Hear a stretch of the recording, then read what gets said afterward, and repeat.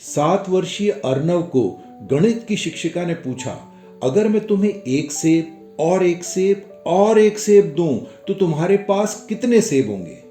कुछ ही सेकंड में अर्नव ने आत्मविश्वास से जवाब दिया, 4। शिक्षिका को एक सहज सही उत्तर की उम्मीद थी। वह निराश हो गई।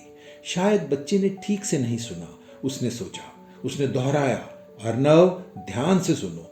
अगर मैं तुम्हें एक सेब और एक सेब और एक सेब दूं तो तुम्हारे पास कितने सेब होंगे? अर्नव ने अपनी शिक्षिका के चेहरे पर निराशा देखी थी। उसने अपनी उंगलियों पर फिर से हिसाब लगाया, लेकिन उसके भीतर वह उस उत्तर की तलाश भी कर रहा था जो शिक्षिका को खुश कर दे। इस बार उसने झिझकते हुए जवाब दिया, 4। शिक्षिका के चेहरे पर निराशा बनी रही। उसे याद आया कि अर्नव को स्ट्रॉबेरी पसंद है। उसने सोचा कि शायद उसे सेब पसंद नहीं है, इसी वजह से उसका ध्यान भटक रहा है। इस बार अतिशय उत्साह और आंखों में चमक के साथ उसने पूछा, अगर मैं तुम्हें एक स्ट्रॉबेरी और एक स्ट्रॉबेरी और एक स्ट्रॉबेरी दूं तो तुम्हारे पास कितनी स्ट्रॉबेरी होंगी? टीचर को खुश देखकर युवा अर्नव ने फिर से अपनी उंगलियों पर हिसाब लगाया।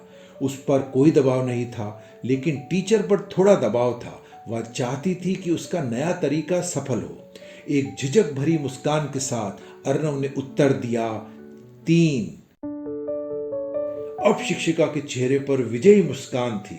उसका तरीका सफल हो गया था। वह खुद को बधाई देना चाहती थी, लेकिन एक आखिरी कोशिश रह गई थी। एक बार फिर उसने पूछा, अगर मैं तुम्हें एक सेब और एक सेब और एक सेब दूं तो तुम्हारे पास कितने होंगे? अर्नव ने तुरंत जवाब दिया, 4। शिक्षिका हैरान रह गई। कैसे अर्नव, कैसे? उसने थोड़ी सख्त और चिढ़ी हुई आवाज में पूछा। धीमी और झिझकती आवाज में युवा अर्नव ने जवाब दिया, क्योंकि मेरे बैग में पहले से ही एक सेब है। जब कोई आपको ऐसा उत्तर देता है जो आपकी अपेक्षा से अलग होता है, तो यह मत सोचिए कि वह गलत है।